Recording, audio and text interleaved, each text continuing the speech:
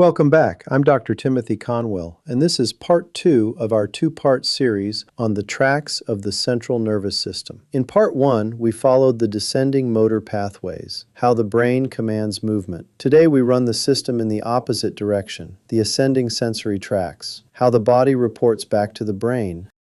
Here's how the lecture is built. We start with a framework, the 3-neuron plan, the receptors, and one organizing question. Then the two great pathways, the dorsal column medial lemniscus system and the anterolateral or spinothalamic system. Then proprioception and the face, the spinocerebellar tracts and the trigeminal system. Then the relay and the cortex, the thalamus and the somatosensory cortex. And finally, clinical integration, where we localize real lesions. Throughout, hold one question in your mind because it organizes everything. Where does it cross? Here is the blueprint every sensory pathway in this lecture follows. Learn it once, and the rest is variation on a theme. Conscious sensation is relayed by 3 neurons in series.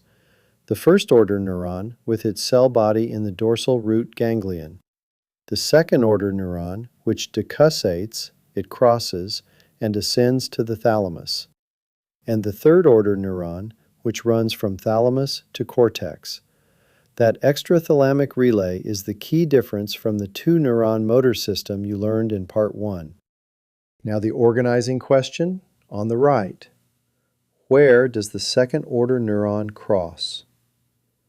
The dorsal column system crosses high as the internal arcuate fibers in the caudal medulla. The anterolateral system crosses low in the anterior white commissure, within 1 or 2 segments of entering the cord. Hold on to that difference because it is the single most powerful localizing tool we have. When one modality is lost and another is spared on opposite sides of the body, the site of crossing tells you exactly where the lesion is. Every pathway begins at a receptor. So let's meet them and sort them by the pathway they feed. On the upper left, the mechanoreceptors. These feed the dorsal columns. Meissner corpuscles for light touch and flutter. Merkel discs for sustained pressure and fine form. Pacinian corpuscles for deep, high-frequency vibration. And Ruffini endings for skin stretch. 2 adaptation classes are worth naming. Rapidly adapting receptors, Meissner and Pacinian, signal change and movement. Slowly adapting receptors, Merkel and Ruffini, signal sustained stimuli. On the upper right, the nociceptors and thermoreceptors. These feed the anterolateral system. They're free nerve endings. And here's the modern molecular layer worth knowing. TRPV1 is the receptor for noxious heat and capsaicin. TRPM8 for cold and menthol, and piezo2 is the mechanically gated channel for light touch and proprioception, recognized by the 2021 Nobel Prize. And below, the proprioceptors, muscle spindles, sensing muscle length and its rate of change, and Golgi tendon organs, sensing tension. Their information splits. Conscious proprioception travels in the dorsal columns, while unconscious proprioception travels in the spinocerebellar tracts we'll reach in Chapter 3. Before we go deep, here are our 2 great pathways side by side. This table is the whole lecture in miniature. Read down the columns and hold the contrasts. The dorsal column medial lemniscus system carries fine touch, vibration, conscious proprioception, and 2-point discrimination on large myelinated A-beta fibers. The anterolateral system carries pain, temperature, and crude touch on small A-delta and C fibers. Now the 2 rows that matter most for localization. First, synapse and decussation. The dorsal column system makes its first synapse in the medulla and crosses there in the caudal medulla as the internal arcuate fibers. The anterolateral system synapses immediately in the dorsal horn at the level of entry and crosses right there in the anterior white commissure. And so the payoff row. A cord lesion gives ipsilateral loss for the dorsal columns, but contralateral loss for the anterolateral system. Same cord, two modalities, opposite sides. That is sensory dissociation, and it's what makes the cord so readable. A quick word on the wiring, the fiber types, because their speed maps onto what they carry and onto the clinic. 4 classes, fastest to slowest. A alpha fibers, the 1A and 1B afferents. Large, heavily myelinated, fastest. Proprioception from spindles and Golgi tendon organs. A beta fibers, also large and fast. Fine touch and vibration, the dorsal column modalities. A delta fibers, small and thinly myelinated, medium speed. First sharp, well-localized pain and cold. And C fibers, the smallest, unmyelinated, slowest. Second, dull, burning pain, warmth, and itch. The board anchor ties it together. The dorsal column modalities ride the fast A-beta fibers, while pain and temperature ride the slow A-delta and C fibers. That fast versus slow split is the physiology behind the 2 pains you feel from a single stub of the toe. The immediate sharp one, then the delayed throbbing one. This slide is the spine of the entire lecture, so let it land. 2 great pathways, 1 question: where does it cross? On the left, the dorsal column medial lemniscus system crosses first, then ascends. Its first-order neuron climbs the ipsilateral dorsal column all the way to the medulla. The second-order axons cross there as internal arcuate fibers to form the medial lemniscus. So the lesion rule is, a cord lesion causes ipsilateral loss below it. On the right, the anterolateral system does the opposite. It ascends only after it crosses. The first-order neuron synapses in the dorsal horn at the level of entry, and the second-order axon crosses almost immediately in the anterior white commissure within a segment or 2. So its lesion rule is, a cord lesion causes contralateral loss beginning a segment or 2 below. That's the board anchor, and it's the one fact that predicts everything downstream. Cross high, ipsilateral cord signs. Cross low, contralateral cord signs. Every syndrome in the clinical chapter is just this rule applied. Chapter 1. The dorsal column medial lemniscus system. The pathway for fine touch, vibration, and conscious proprioception. This is the discriminative side of sensation, the channel that lets you feel texture, know where your limbs are, and tell 2 points apart. As we go, keep our organizing question in mind. Where does it cross? For this system, the answer is high, up in the medulla. Let's build it from the receptor up.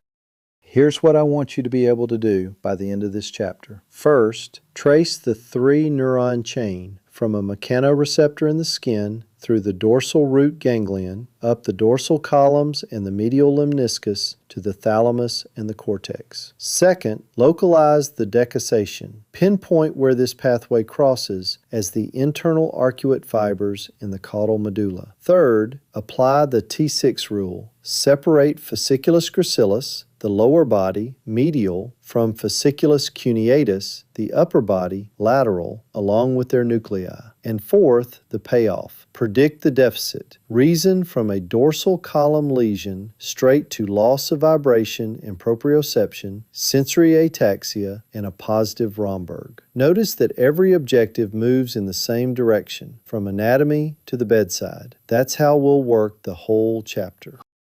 Before we walk the pathway slide by slide, here's the whole system on one screen. On the left, what it carries: discriminative, fine touch, texture, form, precise localization, vibration, the thing you test with a tuning fork, conscious proprioception, joint position and movement, and 2-point discrimination. All of it rides on large, fast, myelinated A-beta afferents, big fibers for high-fidelity information. On the right, the 3-neuron chain, and I want you to learn it as a rhythm you can recite. First-order neuron, cell body in the dorsal root ganglion, enters through the medial division of the dorsal root, ascends the ipsilateral dorsal column. Second-order neuron, synapses in nucleus gracilis or cuneatus in the caudal medulla, then its axons become the internal arcuate fibers that decussate and form the medial lemniscus. Third-order neuron sits in the VPL nucleus of the thalamus and projects to S1, the postcentral gyrus. Now the board anchor at the bottom because it's the single most useful sentence in this chapter. This pathway stays ipsilateral until the caudal medulla. So a lesion in the cord gives you ipsilateral loss below it. A lesion above the medulla gives you contralateral loss. Fix the crossing point and the side of the deficit falls out automatically. Everything we do next just fills in this skeleton. This is where the dorsal column pathway begins, and its job is to teach the first-order neuron from skin to brainstem. Everything on it serves the 3 modalities in the subtitle: fine touch, vibration, and conscious proprioception. Look at the neuron, upper left. It's pseudo-unipolar, and notice its cell body sits out in the dorsal root ganglion, not inside the cord, which is exactly why a disease like tabes dorsalis strikes here. Now follow its central axon into the cord and up the center of the slide in 3 steps. It enters through the dorsal root, ascends ipsilaterally without synapsing, and makes its first synapse only up in the medulla, in the gracile and cuneate nuclei. Ipsilateral, no synapse until the medulla. That single fact is why dorsal column signs stay on the same side as the lesion. And watch the color as you climb. Green gracilis, medial for the legs, blue cuneatus, lateral for the arms, appearing around T6. Legs medial, arms lateral. The details panel and the 6-step table on the right are your roadmap. Steps 4 through 6, the crossing and the thalamus, are the next 2 slides. Pause here and read those boxes in full. That's what they're for. The one clinical point to carry: wreck this pathway and you lose vibration and position sense with a positive Romberg. The patient sways with eyes closed because they'd been using vision to replace the proprioception they've lost. Pain and temperature are untouched. Those ride a different tract. Next slide, we read all of this on a single cross-section. Frame 1 followed the neuron as a moving journey. Now we stop at one level because on a real MRI, you're handed a single cross-section and asked to read it. This slide teaches that skill. Orient first, every time. Top is posterior, bottom is anterior. Find our target in the posterior funiculus, green gracilis medial, blue cuneatus lateral. Learn the neighbors now too, because we return to this exact section for every tract. The dorsal root and its ganglion, the dorsal and ventral horns, and the small lateral horn, the intermediolateral column, T1 to L2, which becomes the star when we reach the autonomic and anterolateral systems. Now the point of the slide, the red dashed T6 line and the 2 insets. Below T6, only gracilis is present. The upper body fibers haven't joined yet. Above T6, both gracilis and cuneatus. So the mere presence of a cuneate fasciculus tells you you're at or above T6.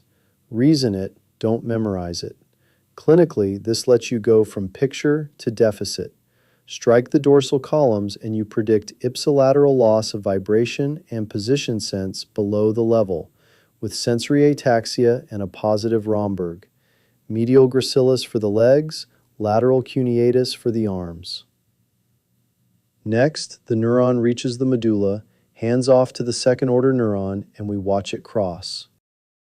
This is the crossing, and it is the hinge of the entire pathway. So slow down here with me. On the last two slides, the first-order neuron climbed the dorsal column ipsilaterally and reached the medulla. Now it finally synapses, and the second-order neuron takes over. Follow the numbered path across the center. Step 1. The first-order fiber ascends ipsilaterally. Step 2. It synapses in the dorsal column nuclei of the medulla. Nucleus gracilis medially for the lower body, nucleus cuneatus laterally for the upper body. Step 3, and this is the moment. The second-order axons sweep across the midline as the internal arcuate fibers and gather on the other side to form the medial lemniscus. Look at the decussation panel in the middle, those fibers curving across. That single sweep is what makes everything above it contralateral. Let me make the consequence explicit, because this is where students lose points. Below the medulla, the pathway is ipsilateral. Above the decussation, it is contralateral.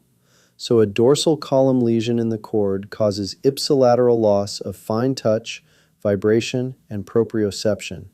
Read the clinical note at the bottom. It says exactly that. But those same modalities, lost from a lesion in the medial lemniscus higher up, show up on the opposite side of the body. Same pathway, opposite side, depending only on whether you're below or above this crossing. Drill that until it's automatic, because the next slide follows the medial lemniscus up through the brainstem to the thalamus. We've crossed, now let's ride the medial lemniscus up to the cortex. And pay attention to how it moves through the brainstem, because its position changes, and that change is testable. On the left, the course. In the medulla, the medial lemniscus sits near the midline, oriented dorso-ventrally, with the legs ventral. In the pons, it rotates to a more lateral, transverse orientation, and in the midbrain, it lies dorsolaterally, and here's the key relationship, right next to the spinothalamic tract. It then reaches its target, the VPL nucleus of the thalamus. On the right, the last leg. From VPL, the third-order neuron passes through the posterior limb of the internal capsule, fans out in the corona radiata, and lands on primary somatosensory cortex, S1, the postcentral gyrus. Remember the homunculus, the leg draped over the medial surface, the face down laterally. Now the high yield point at the bottom, and it comes straight from that midbrain relationship. By the upper pons and midbrain, the medial lemniscus and the spinothalamic tract are lying side by side. So a single lesion up there can knock out contralateral fine touch, vibration, and proprioception, and pain and temperature all together. Every sensory modality from the opposite side of the body. Down in the cord, those two systems are far apart. Up in the rostral brainstem, they've converged.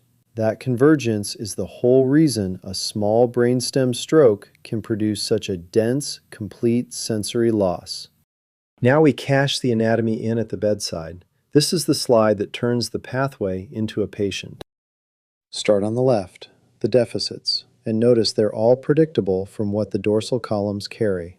Lost, vibration, conscious proprioception, fine touch, and two-point discrimination, ipsilateral and below the lesion, because in the cord we haven't crossed yet.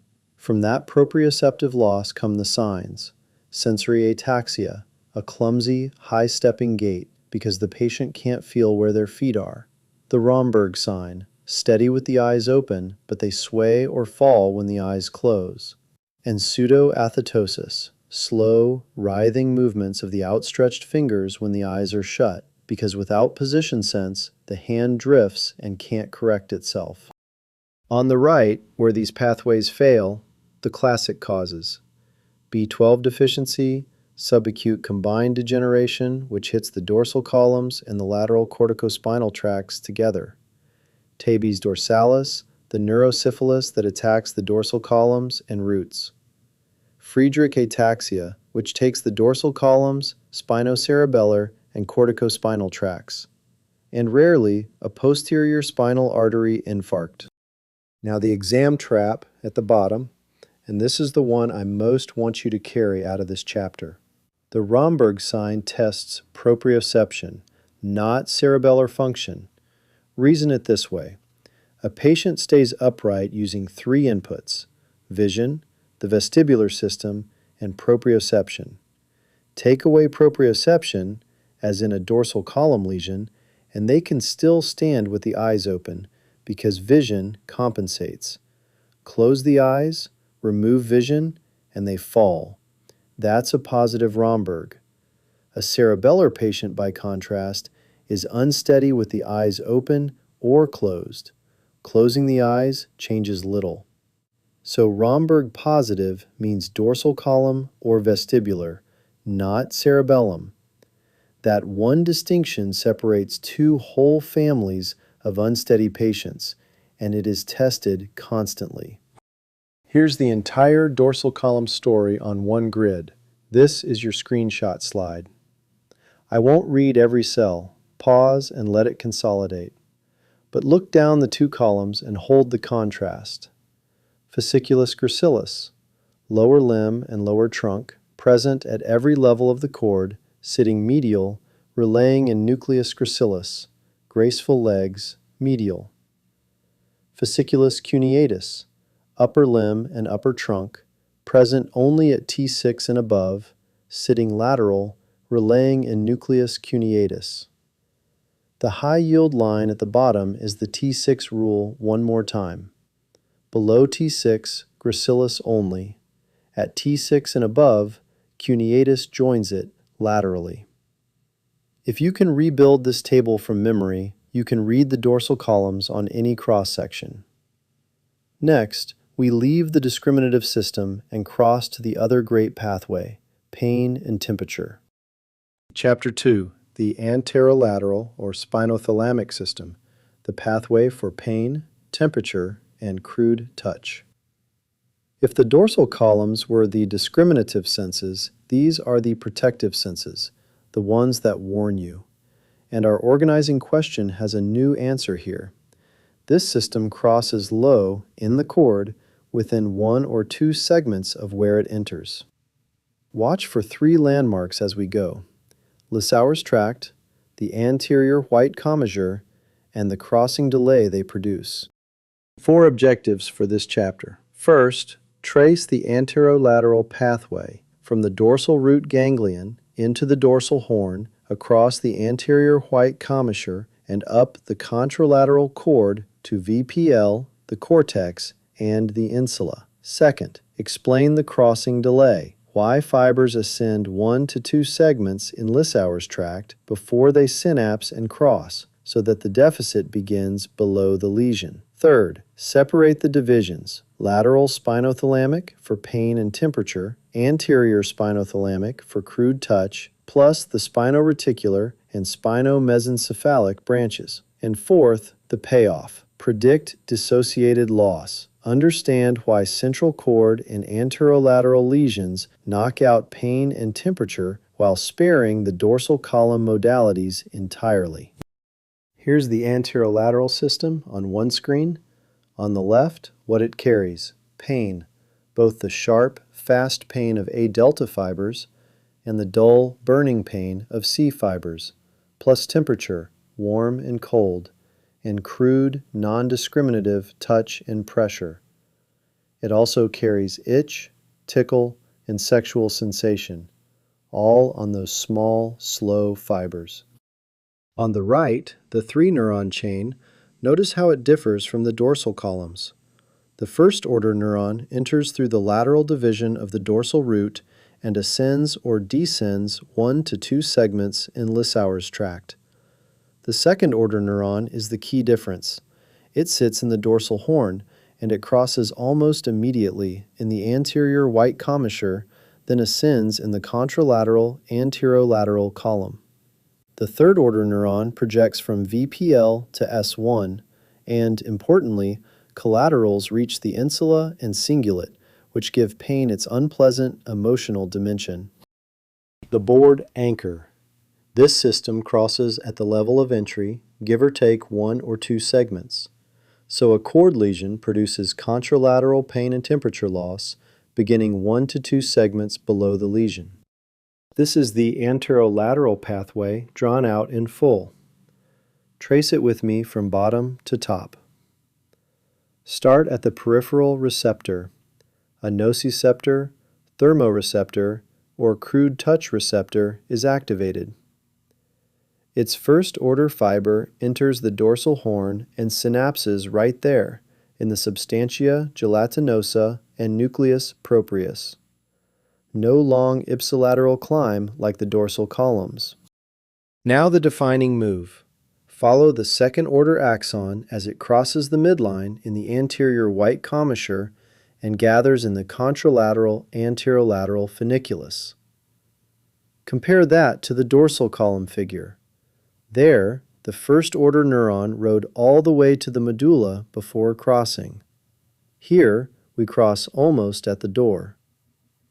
From the anterolateral funiculus, the tract ascends through the brainstem to VPL of the thalamus, and the third-order neuron projects to primary somatosensory cortex. Hold the contrast that this figure sets up. Because the anterolateral system crosses low, and the dorsal columns cross high, a single cord lesion hits them on opposite sides, pain and temperature contralaterally, fine touch and proprioception ipsilaterally. That opposite sides pattern is the dissociation we'll exploit all through the clinical chapter. Now we zoom in on the entry because a small anatomical detour here has a real clinical consequence. Frame 1. The first-order neuron enters through the lateral division of the dorsal root, and before it synapses, it takes a detour. Follow the fibers into Lissauer's tract, the dorsolateral tract, where they ascend or descend 1 to 2 segments. Only then do they turn into the dorsal horn to synapse. Look at the magnified inset on the right, fibers spreading up and down 1 to 2 levels before they terminate. That vertical spread is the origin of the crossing delay. It's the reason a spinothalamic sensory level sits a segment or two below the actual lesion, and it's why we say the anterolateral deficit begins below the lesion rather than exactly at it. Fix that now. It saves you from mislocalizing a cord level by a segment. Next, we look at exactly where in the dorsal horn these fibers land. Frame 2 takes us inside the dorsal horn to the lamina where the first synapse actually happens. 3 to know. Lamina 1, the marginal zone, receives sharp A delta and C fiber nociceptive and thermal input. Lamina 2, the substantia gelatinosa, circle this one, is the modulation floor. It's dense with inhibitory interneurons and endogenous opioids, and it's where the gate control we'll cover shortly operates. And lamina 5, the nucleus proprius, holds wide dynamic range neurons that receive convergent input from skin and viscera. That convergence is the anatomical basis for referred pain, why a heart attack is felt in the arm and jaw. So the takeaway for this frame? Pain doesn't just pass through the dorsal horn, it is processed and gated here in lamina 1, 2, and 5 before a single impulse ascends. Keep lamina 2 in view because the very next modulation slide lives there. Let's pull all the way back to the full gray matter map, the lamina of Rexed, so the pain lamina sit in context. Rexed divided the gray matter into 10 layers by function. Lamina 1 through 6 are the sensory dorsal horn where we've been working. Lamina 7 is the intermediate zone, and note it now because it houses Clark's nucleus and the autonomic intermediolateral column, both of which return in later chapters. Lamina 8 and 9 are the motor ventral horn, home of the alpha motor neurons, and lamina 10 rings the central canal. The purpose of this frame is orientation, not memorization. Our anterolateral story lives in lamina 1, 2, and 5 at the top of this map. The dorsal column fibers pass nearby, And you'll meet lamina 7 again as Clark's nucleus in the Spinocerebellar chapter. One cross-section, one numbering system, every tract to come. This is the crossing that defines the anterolateral system, and it's worth slowing down for because it explains two of the highest yield findings in the whole cord. On the last slides, the first-order neuron entered and synapsed in the dorsal horn. Now watch the second-order neuron in blue leave the dorsal horn and sweep toward the midline. Follow it.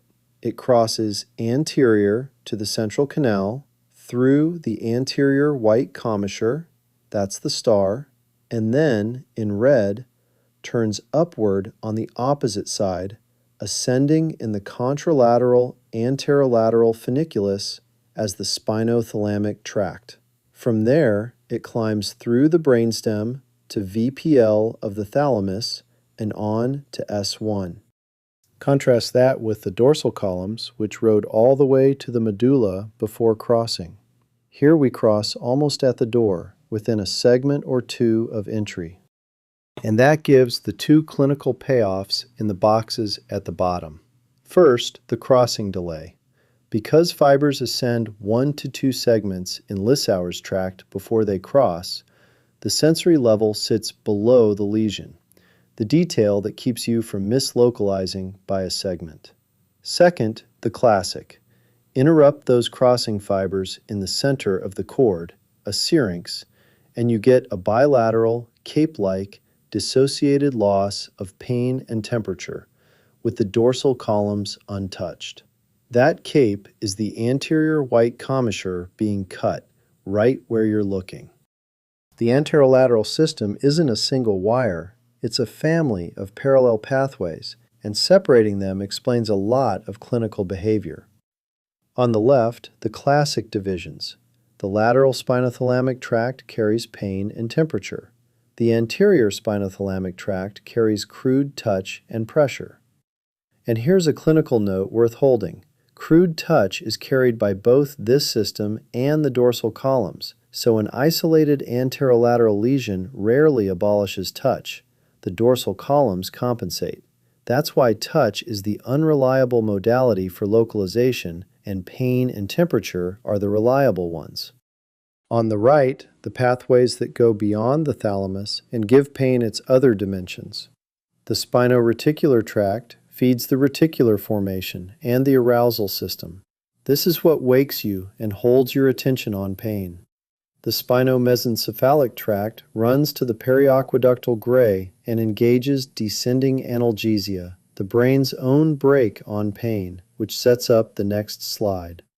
So think of it as two streams, a fast, sharp, precisely localized stream to the cortex and a slow, aching, emotional, arousing stream to the brainstem and limbic system. Pain is not a fixed readout of injury. It is actively gated in the cord and modulated from the brainstem. Two systems here, both high yield and both mechanistic, so reason them rather than memorize them. First, gate control, Melzack and Wall. Large A-beta touch fibers, the same ones that serve the dorsal columns, send collaterals that excite inhibitory interneurons in lamina 2, and those interneurons dampen the nociceptive signal before it ascends. In plain terms, touch closes the gate on pain. That's the physiology behind why rubbing a banged elbow genuinely helps, and it's why a TNS unit works. Second, descending analgesia, a top-down brake. The periaqueductal gray in the midbrain drives the rostral ventromedial medulla and the raphe nuclei, which send serotonin and norepinephrine down to the dorsal horn to suppress those second-order neurons. Opioids, enkephalin and beta-endorphin, are the currency at both ends of this loop, which is exactly why morphine works and why your own endorphins blunt pain under stress. And notice the loop closes on itself. The spinomesencephalic tract we just met feeds the periaqueductal gray, so the pain signal recruits its own inhibition. The clinical link is real. Stress-induced and placebo analgesia are this system firing. The spinothalamic tract is layered inside the cord, and that lamination has a famous clinical consequence, so let's read it carefully. On the left, how the tract is arranged. The sacral fibers ride most laterally. They were added last and pushed outward, while the cervical fibers sit most medially. The mnemonic is SLCM, sacral lateral, cervical medial. Now on the right, why it matters. A lesion from outside the cord, an extramedullary lesion, like a compressing tumor, presses inward from the surface, so it hits the lateral sacral fibers first. Sacral sensation is lost early. A lesion from inside the cord, an intramedullary lesion, like a syrinx expanding outward, spreads from the center, so it reaches the sacral fibers last. Sacral sensation is spared. That preserved sacral sensation is the finding we call sacral sparing.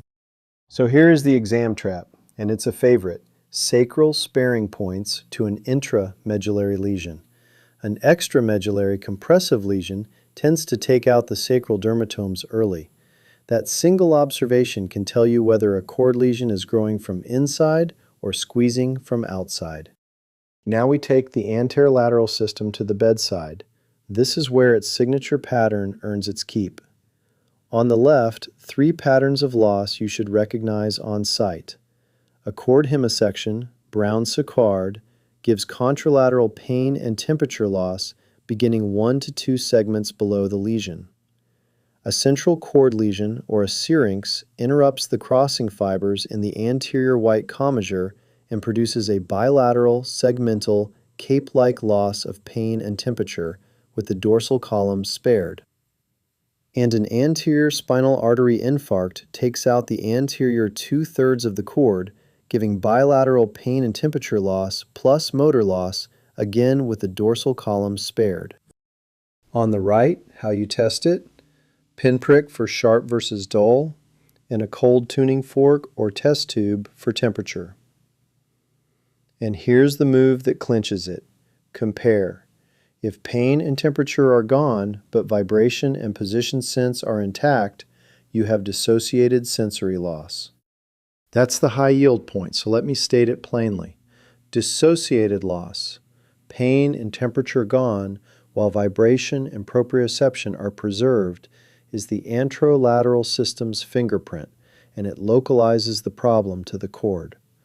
When you see it, you're reading spinothalamic anatomy directly off the patient.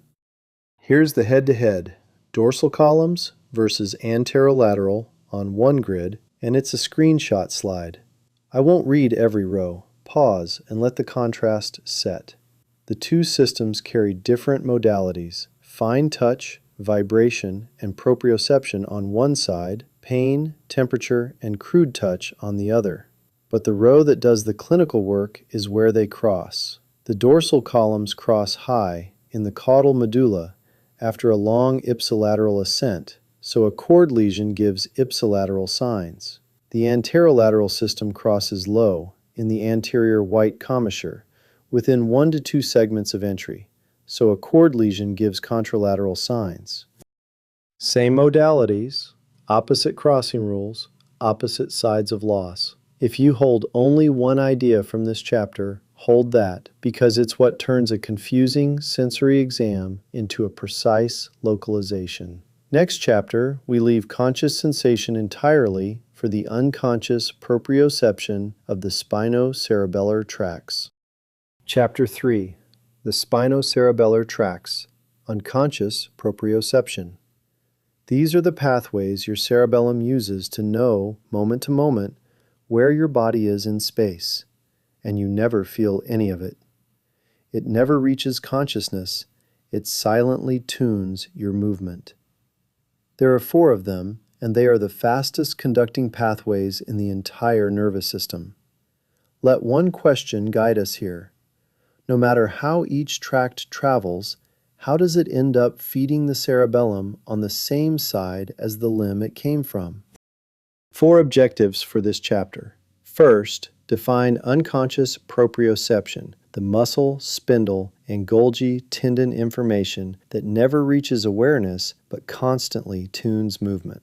Second, trace the 4 tracts: dorsal and ventral spinocerebellar for the lower limb, cuneocerebellar and rostral for the upper limb. Third, master the double cross. Why the ventral spinocerebellar tract crosses twice and ends up functionally ipsilateral. And fourth, link each tract to its peduncle. Which ones enter the cerebellum through the inferior cerebellar peduncle and which through the superior? Keep the through line in view. However they travel, they all end up serving the cerebellum on the same side as the body part they report from. Here's the system in one view. On the left, what it is and why it matters.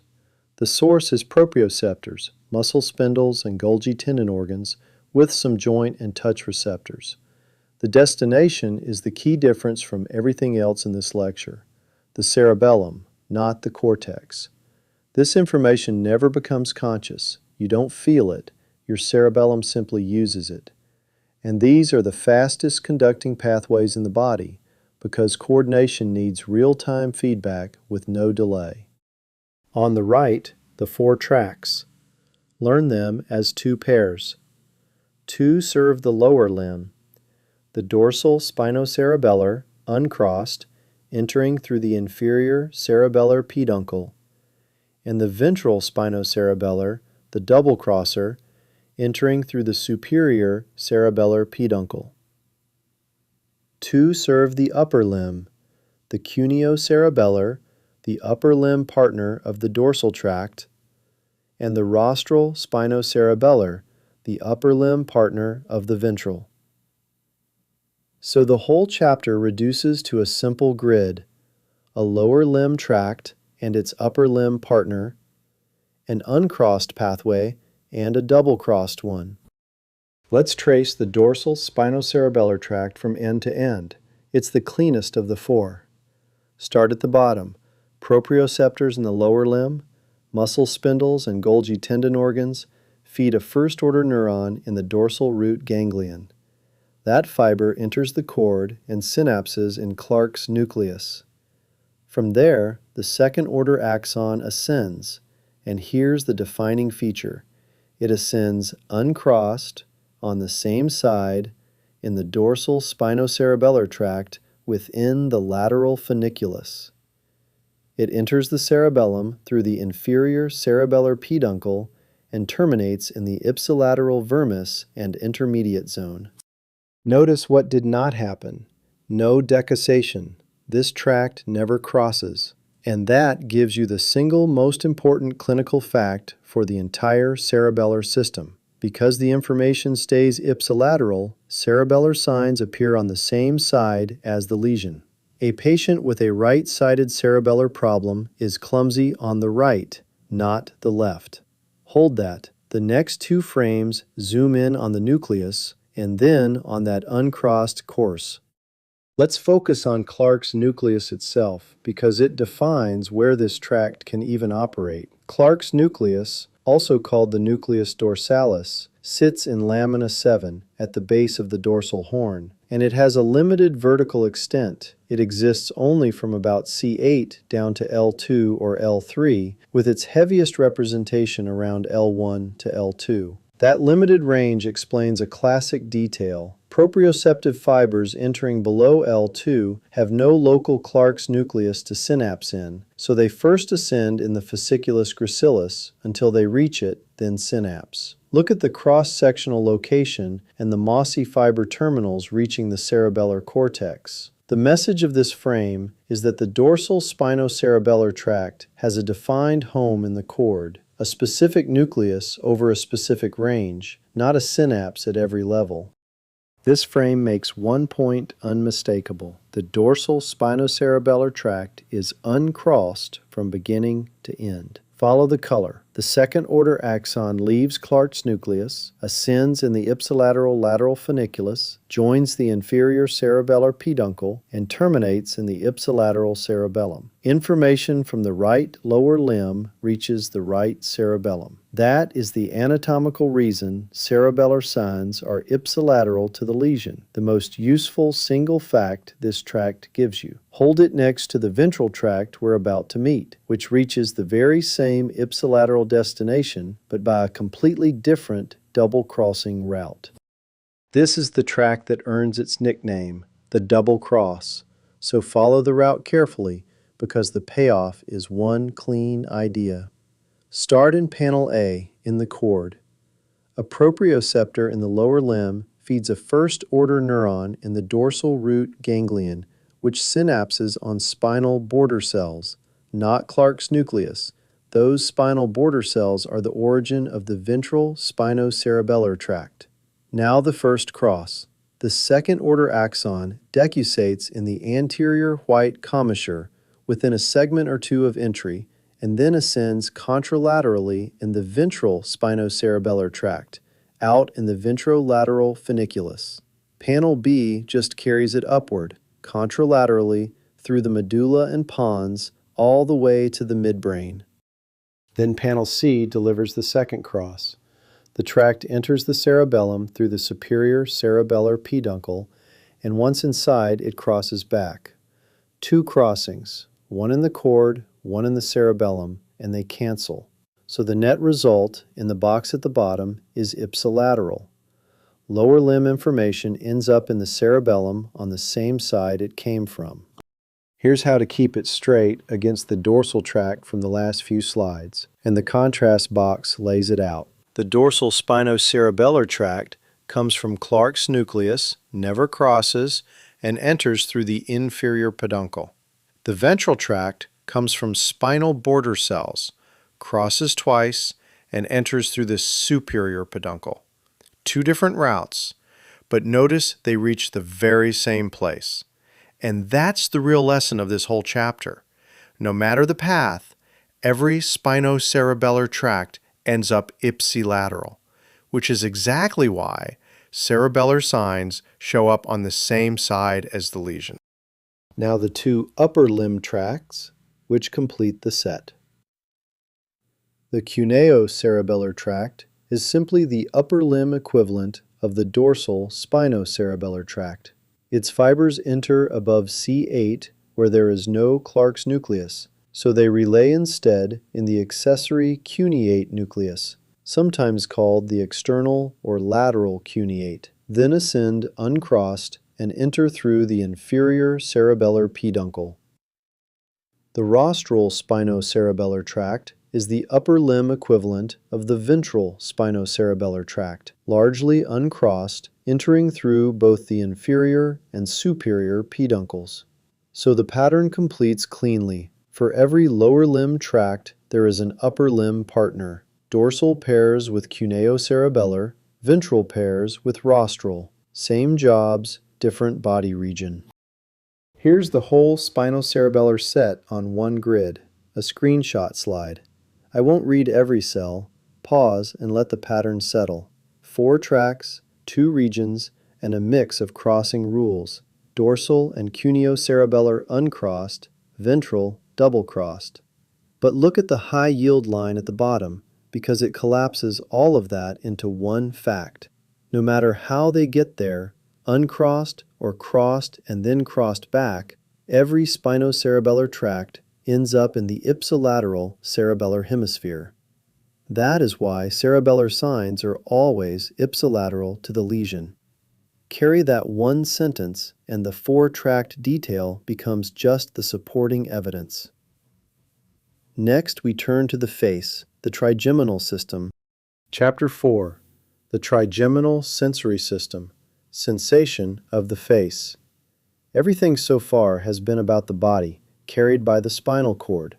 The face plays by the same rules, but through the 5th cranial nerve and its own nuclei in the brainstem. And here's the elegant part, the analogy. The face has its own dorsal column equivalent and its own anterolateral equivalent. Learn that parallel and you already understand most of this chapter.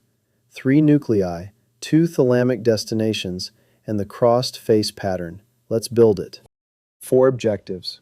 First, map the three sensory nuclei: the main sensory nucleus for touch, the spinal trigeminal nucleus for pain and temperature, and the mesencephalic nucleus for proprioception. Second, draw the analogy. The main sensory nucleus is the dorsal columns of the face. The spinal trigeminal nucleus is the anterolateral system of the face. Third, name the one truly unique nucleus, the mesencephalic nucleus, which holds primary sensory cell bodies inside the central nervous system, the only place that happens. And fourth, trace the output, how the trigeminothalamic tracts cross to the contralateral VPM and onto the face area of S1. Here's the whole chapter in one frame. Three nuclei and the analogy that makes them easy. On the left, the main or principal sensory nucleus. It carries discriminative touch and pressure from the face, and the way to remember it is simple. This is the dorsal columns of the face. It sits in the pons. In the middle, the spinal trigeminal nucleus. It carries pain and temperature, so this is the anterolateral system of the face. And notice its remarkable reach. It runs from the pons down through the medulla into the upper cervical cord to about C2. Its caudal part, pars caudalis, is the pain and temperature part. On the right, the mesencephalic nucleus. It carries proprioception from the muscles of chewing, and it's the afferent limb of the jaw jerk reflex. It's the unique one. We'll come back to why. Now read the board anchor, because it's the highest yield line here. The spinal trigeminal nucleus handles face pain and temperature, and it descends into the upper cervical cord. That descent is the anatomical reason a lateral medullary lesion, Wallenberg, knocks out pain and temperature on the same side of the face. File that. It pays off in the clinical chapter. Let's trace discriminative touch from the face, the dorsal column equivalent. A touch receptor on the face feeds a first-order neuron whose cell body is in the trigeminal ganglion, the Gasserian ganglion, the face's version of the dorsal root ganglion. The fiber enters the pons through the large sensory root of the fifth nerve and synapses in the main sensory nucleus in the pons. Now watch the second-order neuron because the face does something the body doesn't. It sends touch up two tracts. Most of it crosses. Follow the red fibers through the ventral tegmental decussation, ascending contralaterally as the ventral trigeminothalamic tract. But a smaller component stays uncrossed. The blue fibers ascending ipsilaterally as the dorsal trigeminothalamic tract, carrying discriminative touch from the oral cavity. Both converge on VPM, the ventral posteromedial nucleus of the thalamus, and the third-order neuron projects to the face area of S1. The one label to lock in is VPM, the face's thalamic relay.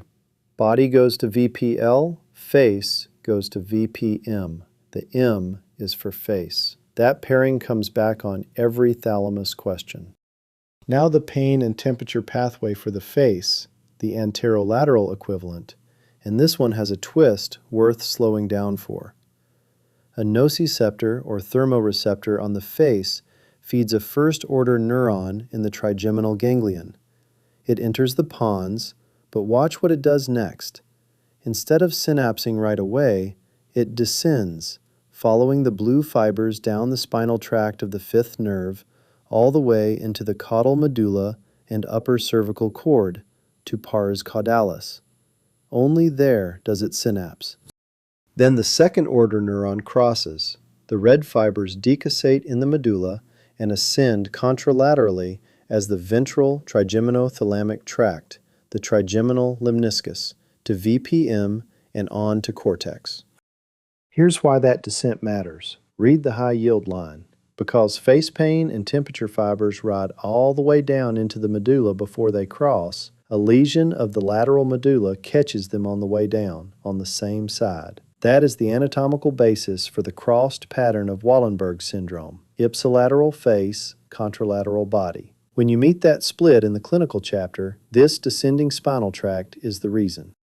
Two loose ends to tie off. On the left, the mesencephalic nucleus, the strange one. It carries proprioception from the muscles of mastication and the periodontal receptors, and it's the afferent limb of the jaw jerk reflex. What makes it unique is anatomical. It is the only place in the entire nervous system where primary sensory cell bodies sit inside the central nervous system rather than out in a ganglion. It's essentially a displaced ganglion that got pulled into the brainstem. One caveat on the slide. The old teaching that this is purely unconscious is a simplification. Some jaw proprioception does reach awareness, but displaced ganglion is the fact to keep. On the right, the shared output. All the trigeminal second-order tracts converge on VPM, and the third-order neuron carries face sensation to S1. So the rule for the whole thalamus: VPM for the face, VPL for the body. Next slide takes a heavily tested clinical detour before we summarize. Here's the clinical payoff of all that trigeminal anatomy, and it's heavily tested, so let's make it stick. The takeaway first: paroxysmal electric shock-like facial pain in the V2 or V3 distribution triggered by light touch, chewing, talking, a cold breeze is trigeminal neuralgia, tic douloureux. Notice what's in the top left box. In classic disease, the exam is normal between attacks. That normal exam is a feature, not a reassurance. Now the mechanism, top right, and it ties straight back to the root we've been studying. The classic cause is a blood vessel, usually the superior cerebellar artery, pulsating against the trigeminal root where it enters the pons. That chronic compression demyelinates the root and lets fibers crosstalk, so a light touch signal ignites a volley of pain. That's why light touch triggers it. For management, bottom right, first line is carbamazepine, an anticonvulsant because we're quieting an ectopically firing nerve. When drugs fail, microvascular decompression lifts the vessel off the nerve. And the discrimination that earns points in red at the bottom? If the patient is young, has bilateral pain, or shows any sensory loss, this is not classic trigeminal neuralgia. Image the brain and think multiple sclerosis or a tumor. Young or bilateral, think MS. Here's the trigeminal system on one grid, your screenshot slide. Pause and let it consolidate. Read the analogy column because it is the whole chapter. The main sensory nucleus equals the dorsal columns in the pons. The spinal trigeminal nucleus equals the anterolateral system, running from pons down to C2. The mesencephalic nucleus for jaw proprioception up in the midbrain. And the bottom row is the unifying rule. Everything crosses, ascends as the trigeminothalamic tracts, and terminates in VPM, then S1. The high-yield line seals the thalamus fact. VPM for the face, VPL for the body, and the medial lemniscus and trigeminothalamic tracts travel together in the brainstem, ending side by side in the thalamus. Next, we bring body and face together at that thalamic relay and the cortex. Chapter 5: The Thalamic Relay and the Somatosensory Cortex.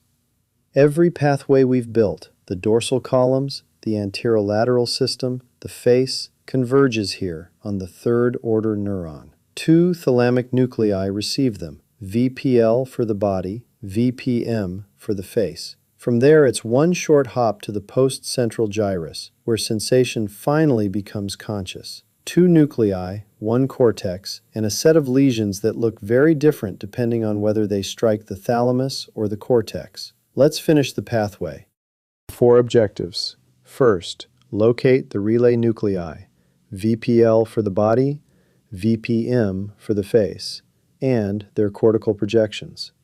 Second, read the homunculus, the somatotopic map of S1, with the leg medial and the face lateral. Third, subdivide S1 into its Brodmann areas, 3A, 3B, 1, and 2, and what each one prefers. And fourth, recognize the cortical sensory signs, stereognosis, agraphesthesia, two-point loss, extinction, and the crucial fact that they appear with primary sensation intact. Here's the thalamic relay, and it comes down to a clean split. On the left, VPL, the ventral posterolateral nucleus, is the body. Its inputs are the two body pathways we built, the medial lemniscus from the dorsal columns and the spinothalamic tract. It represents the contralateral body from the neck down and projects to the trunk and limb regions of S1. On the right, VPM, ventral posteromedial, is the face. Its inputs are the trigeminothalamic tracts, plus taste in its medial part. It represents the contralateral face and projects to the lateral face region of S1. So the whole relay reduces to one line, VPL body, VPM face. Now the board anchor, because this is where thalamic lesions get their signature. A focal lesion of VPL or VPM knocks out all sensory modalities from the contralateral body or face together, everything at once, because this is the funnel where every pathway converges. And weeks later, that same lesion can evolve into Dejerine-Roussy, central post-stroke pain, a spontaneous burning ache in the very territory that went numb. Total loss, then burning pain. That is the thalamus. This is the sensory homunculus, the body mapped onto the post-central gyrus, and the single organizing rule is medial to lateral. Look at the coronal section and work your way down and around. Draped over the medial surface, tucked into the interhemispheric fissure on the paracentral lobule, is the lower limb, leg, foot, toes, and genitals. Come laterally over the crown of the gyrus and you pick up trunk, then shoulder, arm, hand, and fingers on the lateral convexity. Keep going down toward the sylvian fissure at the most lateral extent, and you reach the face, lips, mouth, tongue, and pharynx. Two facts to carry. First, it's contralateral. The left cortex maps the right body. Second, the high-yield one. The leg is medial on the paracentral lobule. The face is lateral.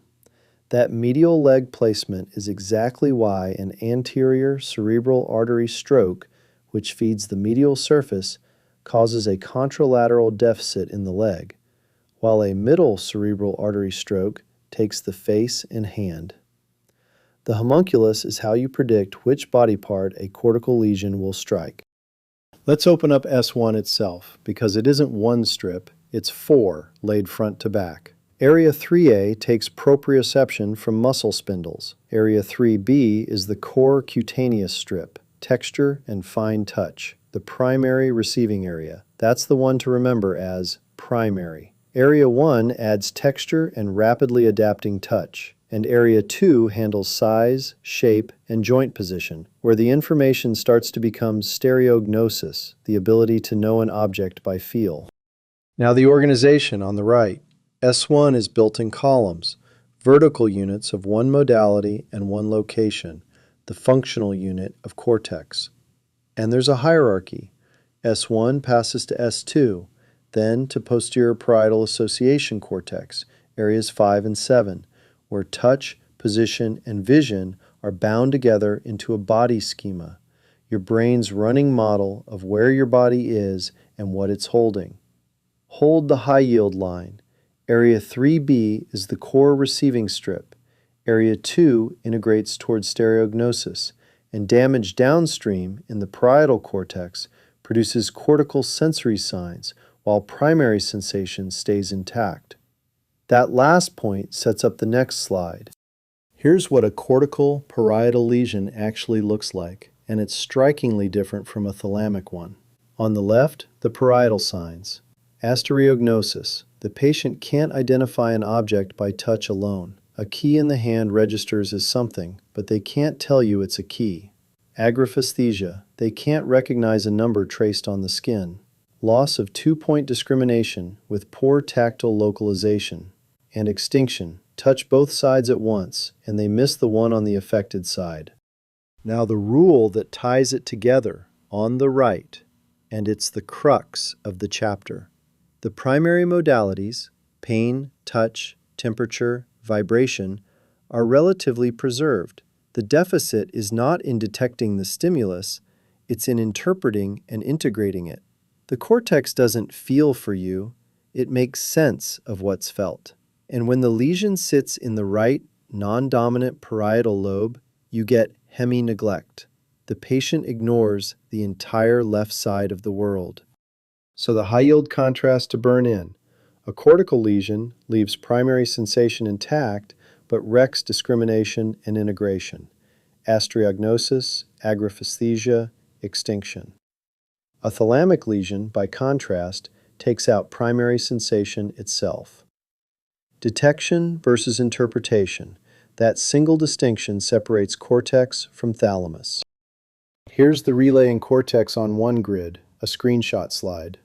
Pause and hold the 4 levels because each has a distinct fingerprint. A thalamic lesion at VPL or VPM gives contralateral loss of all modalities, sometimes with central pain. An internal capsule lesion in the posterior limb gives a dense contralateral hemisensory loss, often with hemiparesis, because the motor fibers run right alongside. A cortical S1 lesion gives somatotopic loss, a deficit shaped by the homunculus, confined to one body region, and a parietal association lesion gives the cortical signs, astereognosis, neglect, with primary sensation intact. Read up that column and you can localize a sensory lesion from thalamus to cortex by its signature alone. Next, we put all of it to work in the clinical chapter. Chapter 6, Clinical Correlations. Localize the lesion. This is where all the anatomy finally pays off. Everything we've built, the crossing rules, the somatotopy, the modalities, now becomes a single skill. Read a pattern of sensory loss and name the exact site of the lesion. Cord, brainstem, thalamus, cortex. We'll work the algorithm first, then run the classic syndromes through it. If you've been holding the crossing rules, this is the chapter where they earn their keep. 4 objectives. First, localize by dissociation. Use the crossing rules to convert a pattern of sensory loss into a lesion site. Second, master the cord syndromes, Brown-Séquard, syringomyelia, subacute combined degeneration, and the vascular syndromes. Third, recognize the crossed patterns, especially the lateral medullary or Wallenberg syndrome with its ipsilateral face and contralateral body. And fourth, separate thalamic from cortical loss, dense hemisensory loss versus preserved primary sensation with cortical signs. By the end, a vignette should resolve into a location. Here's the algorithm, and if you take one framework from this entire lecture, take this one. Every sensory complaint reduces to 3 questions. Question 1. Which modalities? Pain and temperature point to the anterolateral system. Vibration, proprioception, and fine touch point to the dorsal columns. If both are gone, the lesion is large or proximal. Question 2. Which side? For the dorsal columns, the deficit is ipsilateral in the cord because they haven't crossed yet. For the anterolateral system, it's contralateral because it crossed at entry. Question 3. What level? A sensory level with a 1 to 2 segment spinothalamic delay points to the cord. A dermatomal pattern points to a root. A stocking glove pattern points to peripheral nerve. Look at the quick branches on the right. That's the algorithm pre-solved. Dissociated pain and temperature loss, cord, a syrinx or anterior spinal artery. Vibration and proprioception loss with ataxia and a positive Romberg, dorsal columns. Crossed face and body pain temp, lateral medulla. All modalities on one side of the body, thalamus or internal capsule. Primary sensation intact, but astereognosis and extinction, parietal cortex. The board anchor says it cleanly: modality plus side plus level plus the crossing rules equals the lesion. Before we run the syndromes, here's how you gathered the data. The bedside exam mapped to the pathways. Read the table as modality, test, and the tract it interrogates. Fine touch and two-point discrimination. A cotton wisp or calipers test the dorsal columns. Vibration. A 128 Hz tuning fork on a bony prominence, dorsal columns. Joint position sense. Move the great toe up or down, dorsal columns again. Pinprick, sharp versus dull, tests the lateral spinothalamic tract. Temperature, a cold tuning fork or a cold tube, spinothalamic. And crude touch is carried redundantly by both systems, which is exactly why it's a poor localizer. The board anchor is a technique, not a fact. Always compare side to side and modality to modality. Dissociation, pain and temperature lost while vibration and proprioception are spared, or the reverse, is what localizes the lesion to the cord. You find dissociation by comparing, not by testing a single spot. This slide distills the cord to its essence. The same three questions, now aimed at the dissociation patterns. Which modalities, which side, what level?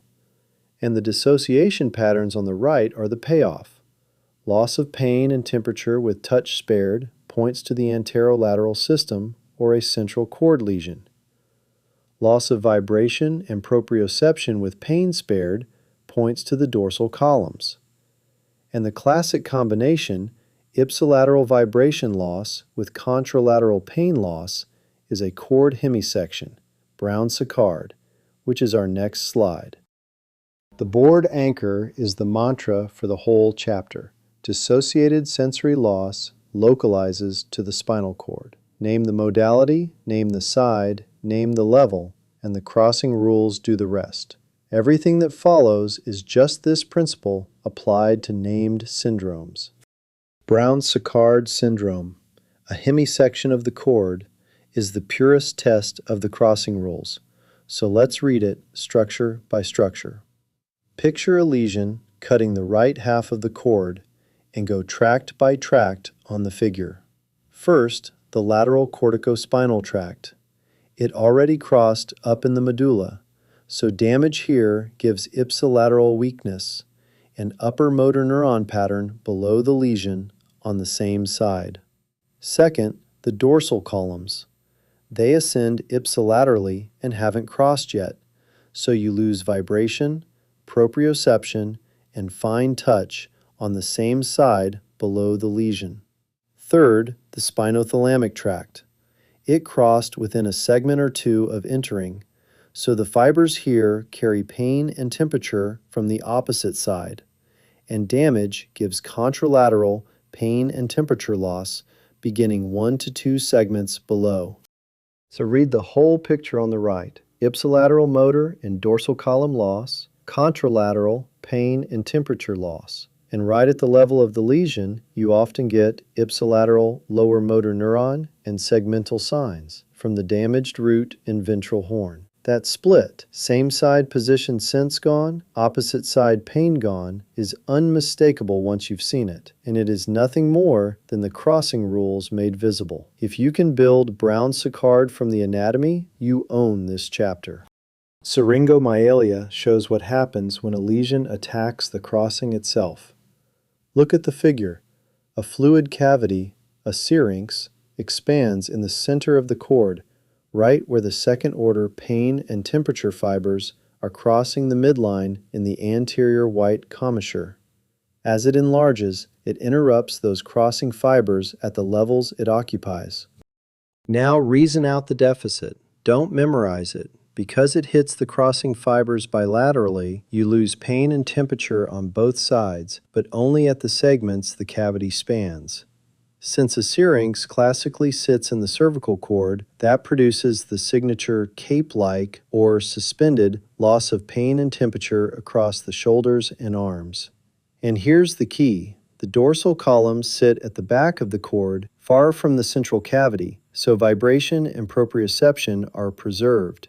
That's dissociated loss produced by pure geometry. Read the exam trap because it's a classic error. Early syringomyelia gives bilateral pain and temp loss in a cape with touch and proprioception intact, and you must not call that preserved touch normal sensation. It isn't normal, it's dissociation, and it points straight at the center of the cord. As the cavity grows, it can spread into the ventral horns and add lower motor neuron signs in the hands, wasting and areflexia. These two lesions look alike on a cross-section. Both attack the crossing fibers in the center of the cord, but they present and are tested very differently, so let's separate them. On the left, syringomyelia is the chronic story, a slowly expanding cavity that first destroys the decussating spinothalamic fibers, giving that bilateral cape-like pain and temperature loss, with dorsal columns spared early. It is the sensory syndrome. On the right, traumatic central cord syndrome is the acute story, typically an older patient with cervical spondylosis after a hyperextension injury. Its defining feature is motor, not sensory. Upper extremity weakness greater than lower. The classic explanation is corticospinal lamination, with the arm fibers lying more medial. And note the modern caveat on the slide, that this lamination account is debated, with current thinking emphasizing gray matter injury and the large cortical hand representation. Either way, the exam trap is the discriminator. Syringomyelia is defined by its dissociated sensory loss. Acute traumatic central cord is defined by its motor pattern, arms weaker than legs. Same central location, different dominant deficit. Subacute combined degeneration is what the word combined promises. Two tracks failing together, and it's the classic B12 story. Look at the cross-section. The degeneration hits the dorsal columns and the lateral corticospinal tracts at the same time, typically symmetric and worst in the cervical and thoracic cord. On the sagittal MRI, that shows as increased T2 signal in the posterior and lateral columns. Now predict the exam from those two tracks. From the dorsal columns, loss of vibration and position sense, sensory ataxia, and a positive Wallenberg. From the lateral corticospinal tracts, upper motor neuron signs, spasticity, hyperreflexia, and a positive Babinski.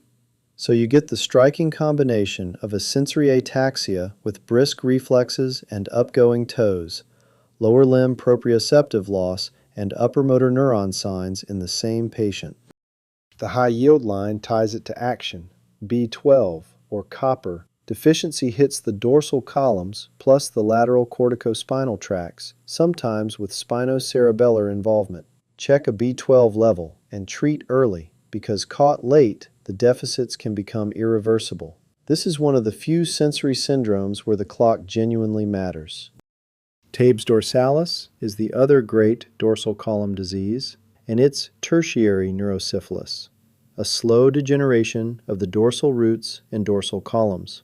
Because it strikes the dorsal columns, it produces exactly the deficits you'd now predict: lancinating, lightning-like pains, loss of vibration and proprioception, a sensory ataxia, and a positive Wallenberg.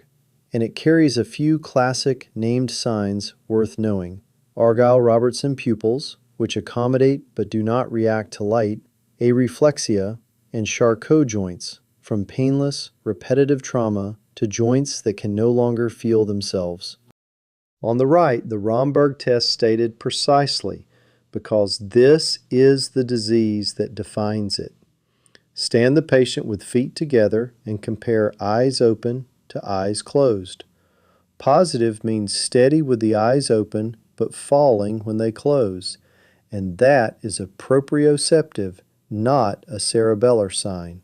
Cerebellar patients are unsteady even with the eyes open. The high-yield line captures the logic.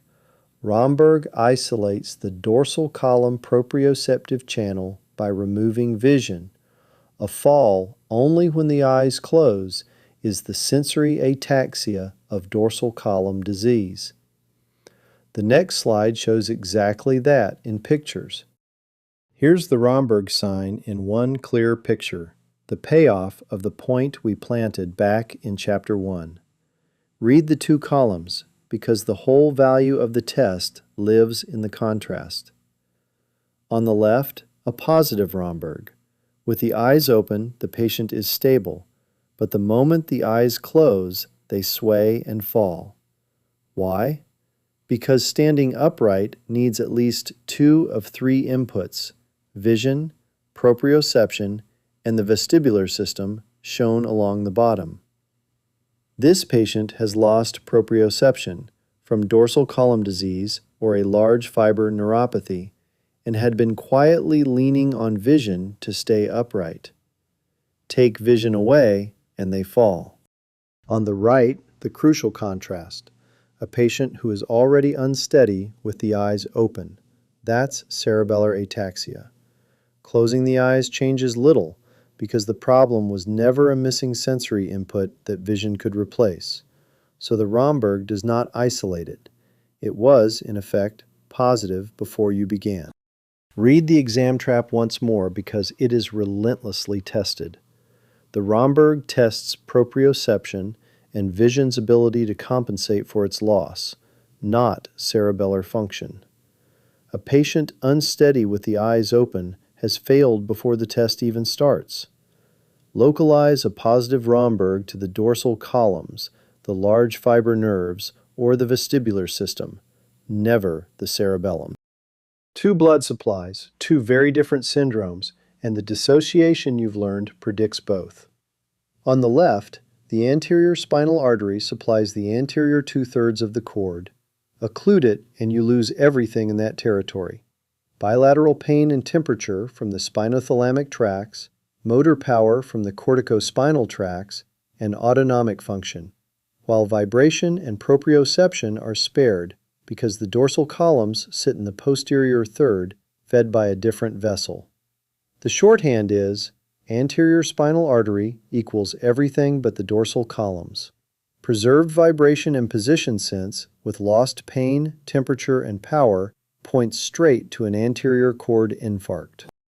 On the right, the posterior spinal arteries supply the posterior columns. Occlusion there costs vibration and proprioception below the lesion, but this is rare because the posterior cord has rich collateral supply. So the high-yield takeaway is the anterior syndrome. It is the mirror image of the dorsal column diseases. Everything gone except the one thing those diseases target. Wallenberg, the lateral medullary syndrome, is the single best payoff of this entire lecture because it puts the crossed face and body pattern right in front of you. Look at the cross-section of the lateral medulla and find the 2 structures that matter for sensation. First, the spinal trigeminal nucleus and tract. Remember, this is face pain and temperature, and it is on the same side. Second, the spinothalamic tract. This is body pain and temperature, and by the medulla it has already crossed, so it carries the opposite side of the body. Now put them together and you get the signature that trips up everyone who hasn't reasoned it through.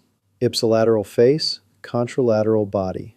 The patient loses pain and temperature on the same side of the face as the lesion, because the spinal trigeminal nucleus is ipsilateral, and on the opposite side of the body because the spinothalamic tract already crossed. That crossed pattern is Wallenberg, and it is pure anatomy. And because the lateral medulla is crowded, you get the rest of the syndrome too. Read them off the figure.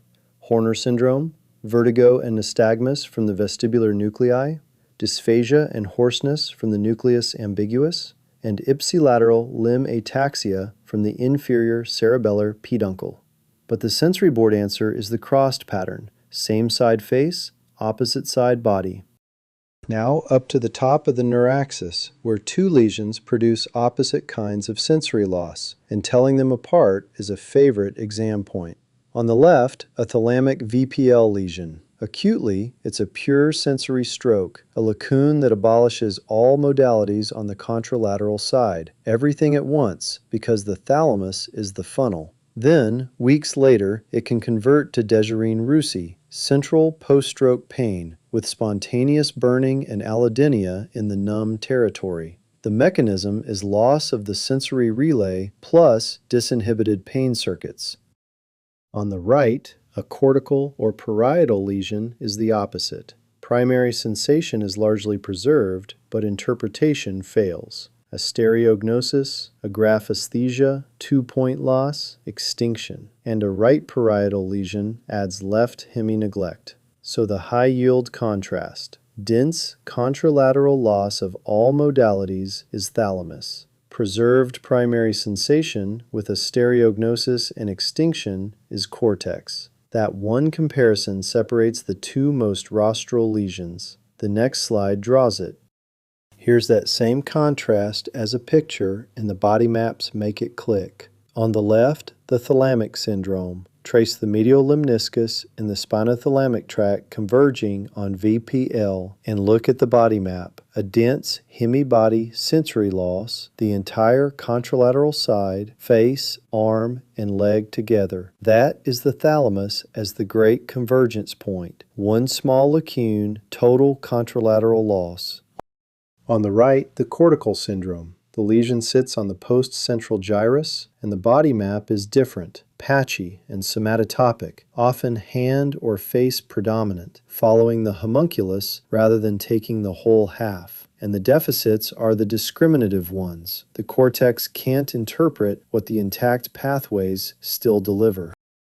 The pearl on the slide is the one to carry out loud. Thalamus equals total, cortex equals context. A complete hemibody loss is thalamic. A partial, patchy loss with higher order signs is cortical. Same contrast as the last slide, now mapped onto the body. We've done the central pathways. Now the peripheral patterns, because a sensory complaint doesn't always come from the cord or brain. This slide is about the root. On the left, dermatomes, each strip of skin supplied by a single dorsal root. When a herniated disc compresses a root, you get a radiculopathy, sensory loss, and often pain in that dermatomal band, with a matching myotome and reflex. Read the pattern. A C6 root gives the thumb and lateral forearm. An L5 root gives the great toe and dorsum of the foot. An S1 root gives the little toe and the ankle jerk. The distribution is a stripe that follows the root. Here's the high-yield discrimination that organizes all of peripheral sensation. A dermatomal band means a nerve root, a radiculopathy. A stocking glove pattern means a length-dependent peripheral neuropathy. A single named nerve territory means a mononeuropathy. And referred pain, felt in a dermatome far from its source, is viscerosomatic convergence, the same wide dynamic range neurons we met in the dorsal horn. Match the shape of the loss to the level of the lesion. This slide takes the peripheral story into the nerve itself and down to the bottom of the cord. On the neuropathy side, damage to peripheral nerves classically gives a length-dependent stocking glove pattern. The longest axons fail first, so it starts in the toes and climbs, then reaches the fingertips. Causes to recognize: diabetes above all, then alcohol, B12 deficiency, and others. And note the distinction. A radiculopathy is dermatomal and painful in a root pattern. A peripheral neuropathy is distal and symmetric. A mononeuropathy is a single nerve territory. Then the high-yield edition, the bottom of the cord, conus medullaris and cauda equina lesions. Saddle anesthesia, numbness over the buttocks and perineum, the S2 to S4 roots, with early bladder and bowel dysfunction, is the pattern to flag because it is a surgical emergency. Conus tends to be symmetric with early sphincter involvement. Cauda equina tends to be asymmetric, radicular, and painful. When you see saddle anesthesia with urinary retention, stop and act. That is the one peripheral pattern that cannot wait. This slide is the bridge from the exam to the scanner. The dissociation pattern you find at the bedside predicts the territory that will light up on imaging. Read the table as syndrome and its MRI signature, because that pairing is how you confirm your localization. Syringomyelia, a T2 bright central cavity expanding the cord, often with a Chiari malformation. Subacute combined degeneration, T2 hyperintensity in the dorsal columns, the inverted V or rabbit ear sign, sometimes with the lateral columns too. Anterior spinal artery infarct, signal in the anterior 2/3, the owl eye appearance, with dorsal columns spared. Wallenberg, restricted diffusion in the lateral medulla, in the vertebral or pica territory. And the thalamic pure sensory stroke, a tiny lacoon in VPL or VPM, subtle on CT but clear on diffusion imaging. The high-yield principle ties the chapter together. Match the clinical dissociation to the expected MRI territory. Anatomy predicts the image. The next 3 slides are that atlas, the signatures to recognize on sight. Here's the first pair in the imaging atlas. One glance per pattern, the axial finding you should recognize on sight. On the left, syringomyelia, a central T2 bright cavity expanding the cord, classically cervical, and often with a Chiari 1 malformation up at the foramen magnum. So when you see the syrinx, look up for the Chiari. On the right, subacute combined degeneration, T2 hyperintensity confined to the dorsal columns, giving that symmetric inverted V or rabbit ear sign at the back of the cord. 2 cord signatures, a central cavity versus a posterior column pattern, and each maps directly onto the syndrome we just covered.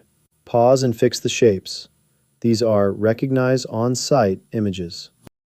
The second pair, both vascular.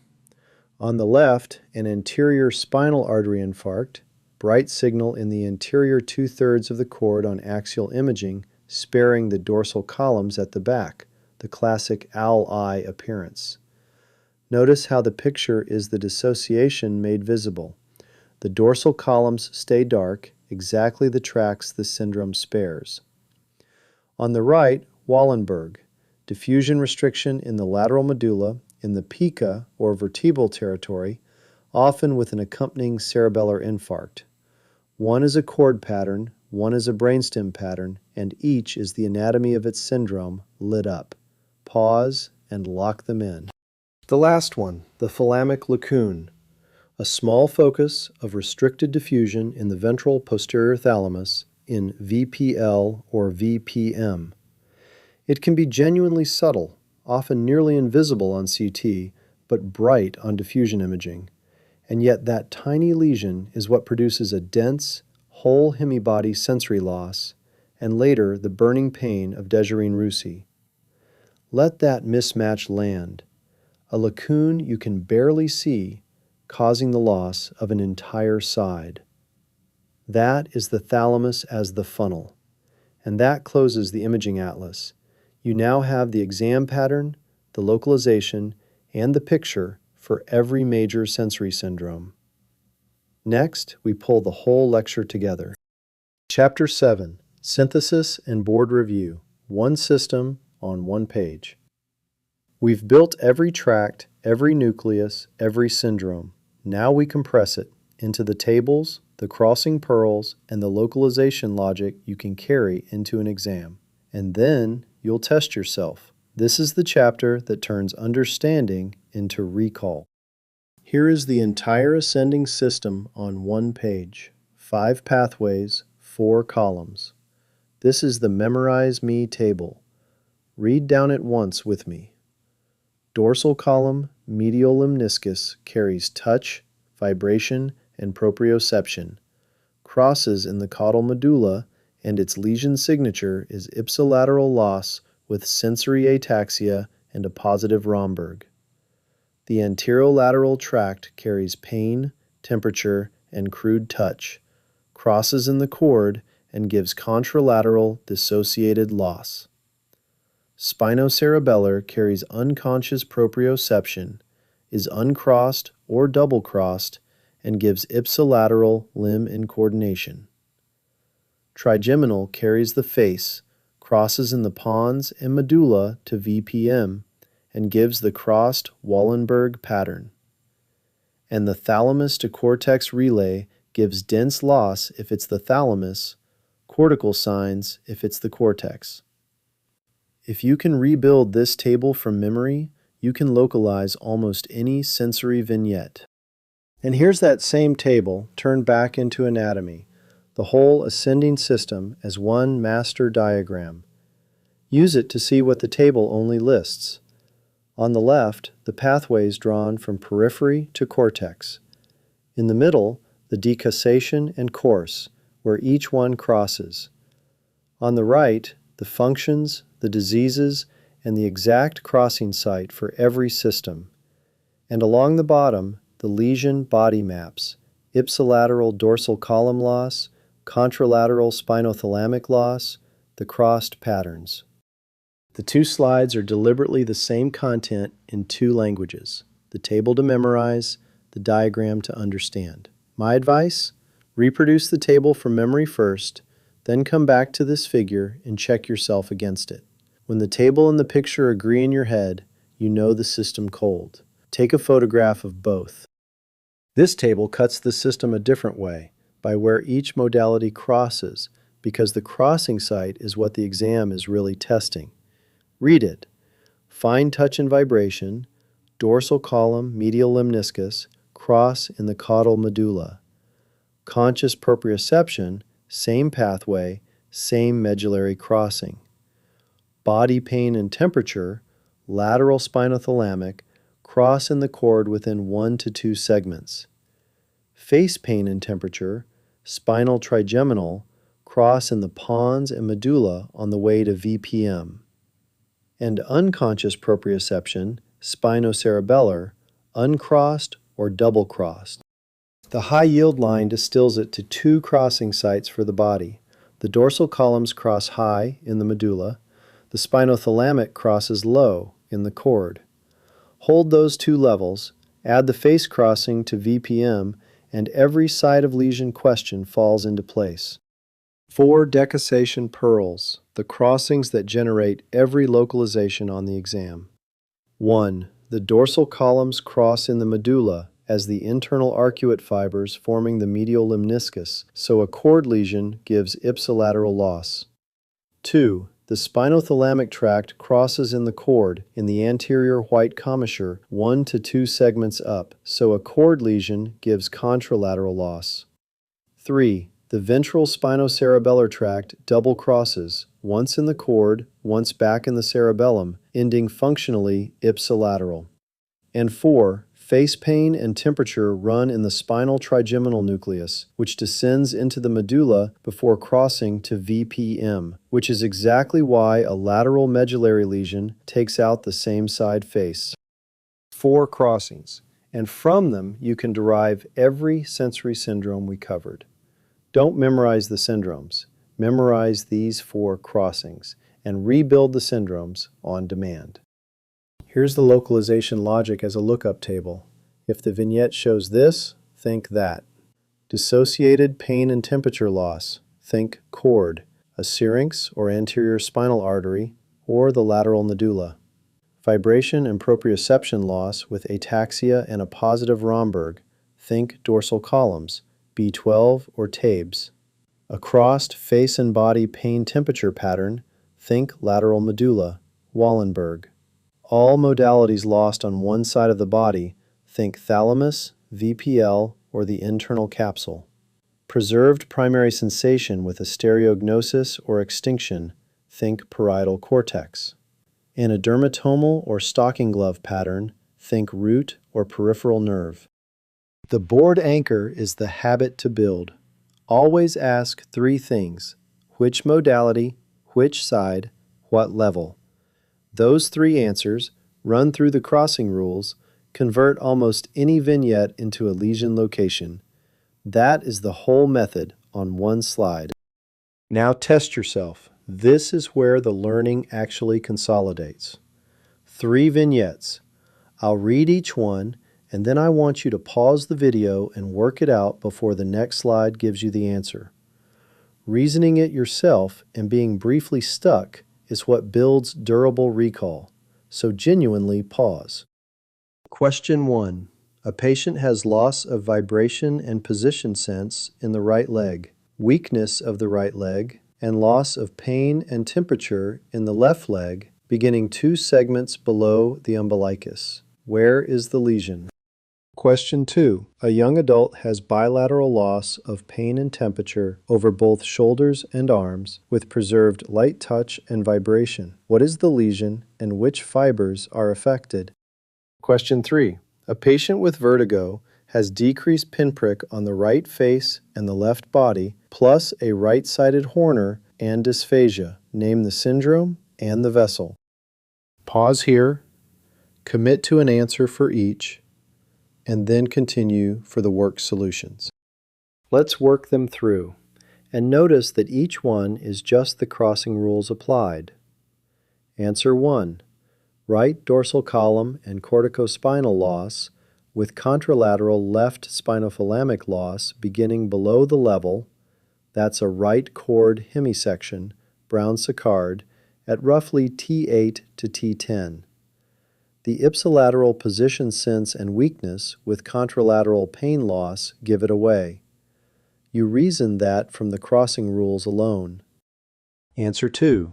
A central cervical cavity interrupting the decussating spinothalamic fibers in the anterior white commissure, syringomyelia. The result is bilateral, cape-like loss of pain and temperature with the dorsal column spared.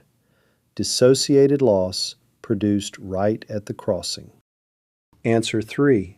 Ipsilateral facial pain and temp loss from the spinal trigeminal nucleus plus contralateral body pain and temp loss from the already crossed spinothalamic tract with Horner and dysphagia, that's the lateral medullary syndrome, Wallenberg, in the vertebral or pica territory.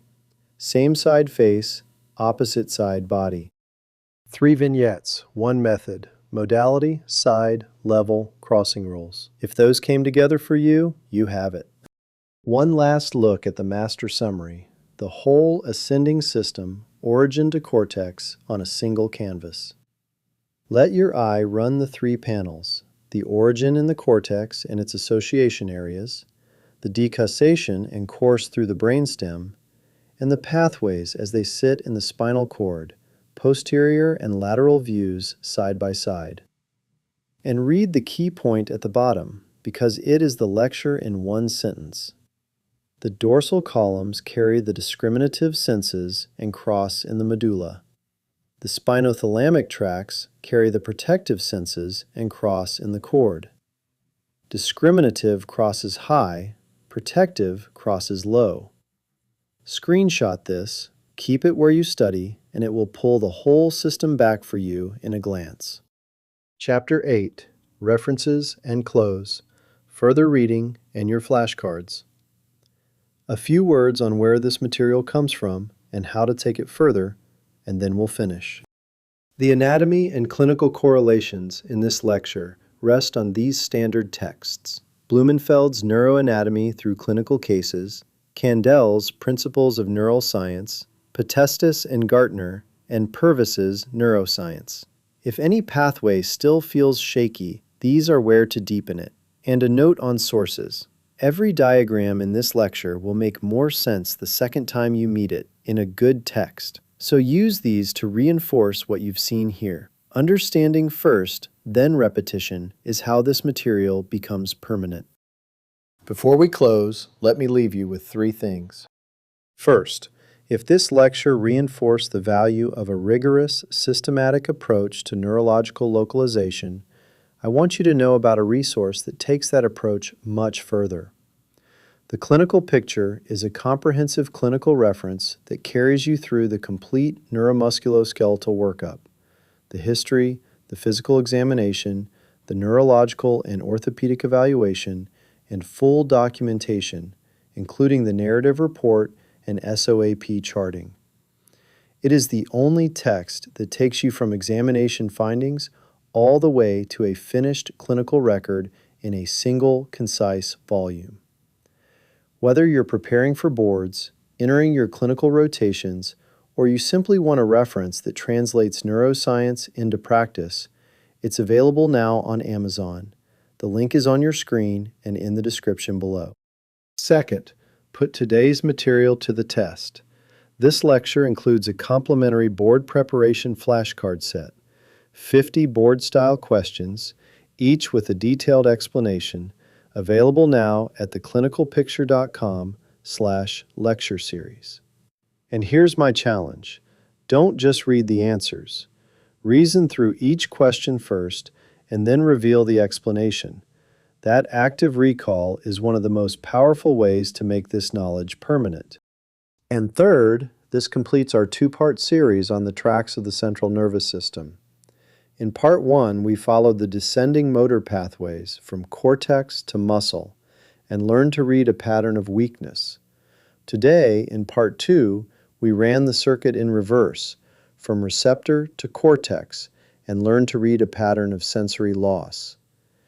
Now you have both halves, and the real power is in putting them together.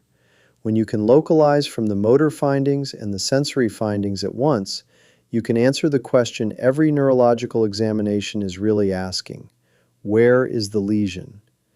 If you haven't yet watched Part 1 on the descending tracts, I'd encourage you to go back to it. The 2 lectures are designed to be studied as a pair. If this lecture deepened your understanding, please subscribe, like, or leave a comment below. It genuinely helps me produce more content like